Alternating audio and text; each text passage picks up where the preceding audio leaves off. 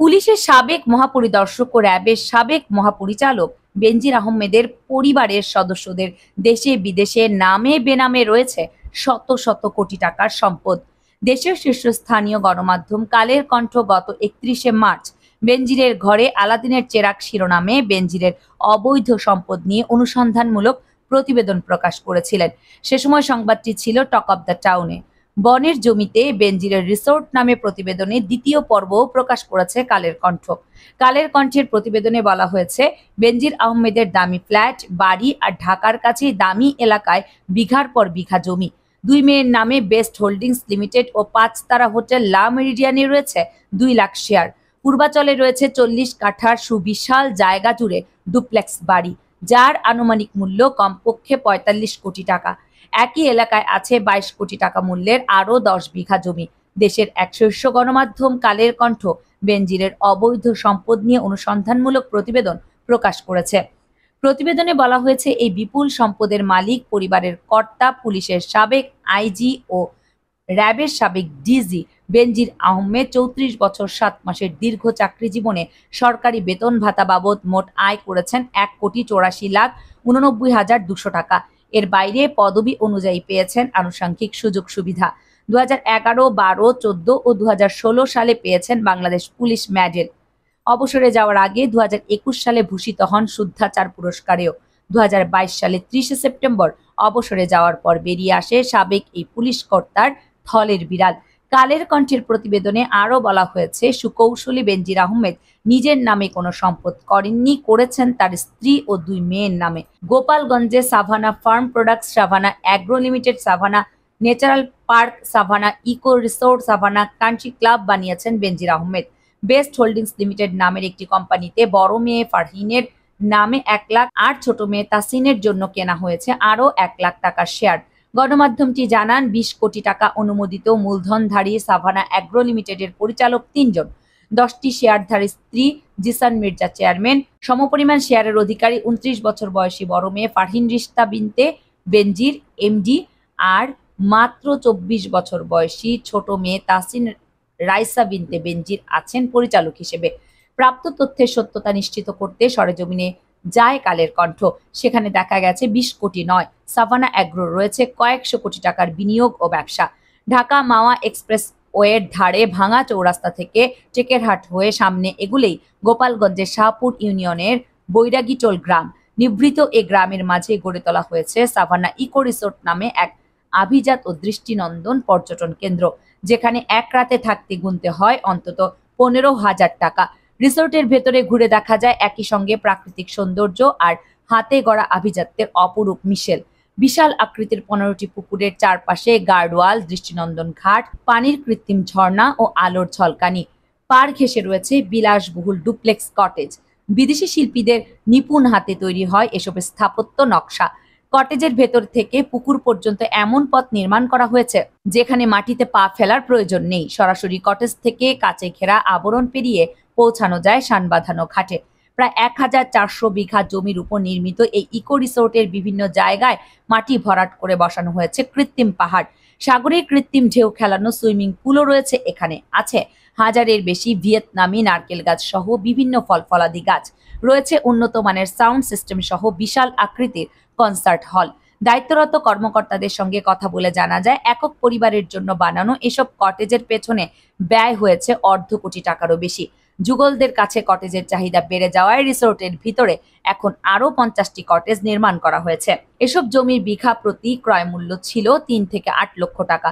স্থানীয়রা জানান, ক্রমাগত চাপ ও ভয়ভীতি দেখিয়ে জমি বিক্রি করতে বাধ্য করে বেনজির। ভয়ভীতিতে কাজ না হলে ভেকু দিয়ে জমির মাটি নিয়ে যেতেন, গভীর গর্ত করে শেষ পর্যন্ত জমি বিক্রি করতে বাধ্য করতেন। পুলিশ বাহিনীর ঊর্ধ্বতন পদে থাকায় তার অত্যাচারের বিরুদ্ধে প্রতিবাদ করতে সাহস পাননি জমির মালিকরা। এত সব আয়োজন যেখানে, সেই রিসোর্টের নিরাপত্তায় পাশেই বসানো হয়েছে বিশেষ পুলিশ ফাঁড়ি। যাতায়াতের জন্য সরকারি খরচে বানানো হয়েছে 7 কিলোমিটার বেশি পাকা সড়ক।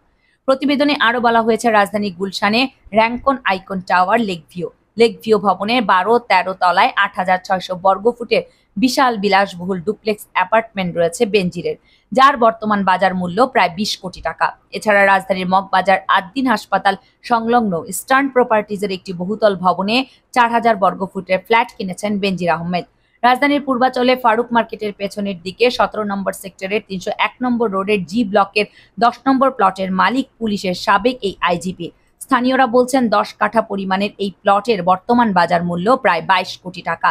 তবে বিশ্বস্ত সূত্রে জানা যায়, পুলিশের এই সাবেক আইজিপি তার 10 কাঠার প্লটটি বিক্রির পরিকল্পনা করছেন।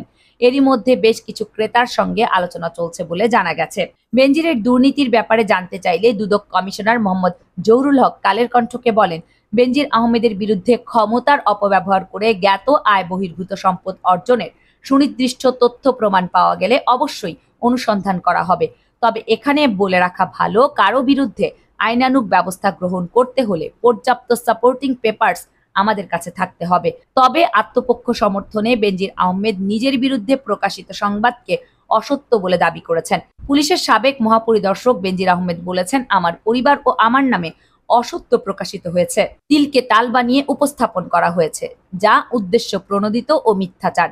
তিনি জানান, সম্প্রতি পত্রিকায় আমি এবং আমার পরিবারের বিরুদ্ধে কিছু খুবই আপত্তিজনক, মানহানিকর, অসত্য এবং বিকৃত সংবাদ প্রকাশিত হয়েছে।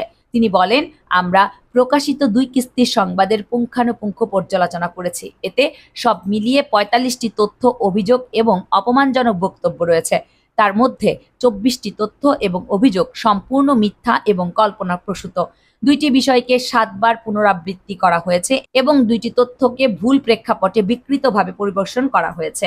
বাকি 10টি তথ্যকে ফুলিয়ে ফাঁপিয়ে শুধু তিলকে তাল নয়, তাল গাছের ঝাড় সমেত বানিয়ে ভুলভাবে উপস্থাপন করা হয়েছে।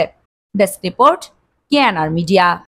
তার ক্ষমতা কিন্তু কারণেই, যদিও বসুন্ধরা গ্রুপ তার পেছনে লেগেছে, কিন্তু দিন শেষে দেখবেন বেনজির আহমেদকে কিছু করতে পারবেন না। দেখেন, বেনজির আহমেদ কিন্তু রাজনীতিবিদ নয়, জিনিসটা মাথায় রাখতে হবে। আমরা এর আগে দেখেছি মুরাদ হাসানকে কট করে দেওয়া খুব সহজেই কট করা গেছে। এছাড়া যদি আপনি বাংলাদেশের পেছনের ইতিহাসগুলো দেখেন, যে বাংলাদেশের অনেক হেভিওয়েট নেতা, এমপি, মন্ত্রী কিন্তু কট খেয়ে গেছে, কিন্তু বেনজিরকে কট করা অতটা সহজ নয়। এর মূল কারণ হচ্ছে, বেনজির আহমেদ কিন্তু পুলিশের আইজিপি ছিলেন। বাংলাদেশের পুলিশ হচ্ছে একটা চৌকস বাহিনী, এর আন্ডারে আছে ডিবি পুলিশ, আছে সিআইডি, তারা কিন্তু খুবই চৌকস। যে কোনো অপরাধ তথ্য কিন্তু তারা উদ্ঘাটন করে ফেলতে পারে। এ সমস্ত বাহিনীর প্রধান হচ্ছেন এই বেনজির আহমেদ। তার ব্রেইন হচ্ছে পুলিশের ব্রেইন, রাজনীতির ব্রেইন নয়। সুতরাং কোন খেলা কিভাবে খেলতে হবে এটা বেনজির আহমেদ কিন্তু খুব ভালো করে জানেন। পুলিশের এই সাবেক আইজিপি বেনজির আহমেদ, তিনি নিজেও জানেন যে তাকে কট করা অতটা সহজ নয়। বসুন্ধরা গ্রুপ যতই তার নামে নিউজ করুক, বাংলাদেশের গণমাধ্যমগুলো যতই তার নামে নিউজ করুক, তার যে শেকড়টি কিন্তু অনেক দূর পর্যন্ত এগিয়ে গেছে। আপনারা এই বিষয়ে অনেকেই জানেন যে নারায়ণগঞ্জে যে 7 মার্ডার হয়েছিল, সেই সময় কিন্তু র্যাবের প্রধান ছিলেন বেনজির আহমেদ। এরপরে আমেরিকার যে স্যাংশন আসলো, এই স্যাংশনটা কিন্তু বেনজির আহমেদের উপরেই কিন্তু এসেছিল। তো সুতরাং এই যে বেনজির আহমেদ, সে কিন্তু একদিনে বেনজির আহমেদ হননি। এই বেনজির আহমেদ হওয়ার জন্য তাকে প্রচুর ট্যালেন্ট খরচ করতে হয়েছে, প্রচুর কাঠখড় পোড়াতে হয়েছে, তার প্রচুর পরিকল্পনা করতে হয়েছে, যাতে করে সে যে কাজগুলো করবে, কোনো কাজে যাতে প্রমাণ না থাকে। যারা হয়তো মনে করছেন যে বসুন্ধরা গ্রুপ হয়তো এইবার বেনজির আহমেদকে কট করবে বা তাকে ধরাশয়ী করবে বা তাকে তার ইমেজটা নষ্ট করে বেনজির আহমেদকে আউট করে দেবে, এই ভিডিওতে আমি গ্যারান্টি দিয়ে বলছি, বেনজির আহমেদকে বোল্ড আউট করা অতটা সহজ নয়। বেনজির 2-5টা পলিটিক্যাল লিডারের মতো না।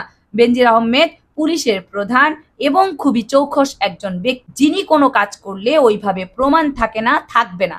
কারণ তিনি খুব ভালো করে জানেন, যেহেতু তিনি পুলিশের প্রধান। যারা ভাবছেন বেনজির আহমেদের বিচার হয়তো এবার হবে বা বেনজির আহমেদ এবার হয়তো বোল্ড আউট হতে পারেন, এইটা বাদ দেন, মাথা থেকে ঝেড়ে ফেলে দেন। বেনজির আহমেদই থাকবে, তার কিছুই কেউই করতে পারবে না।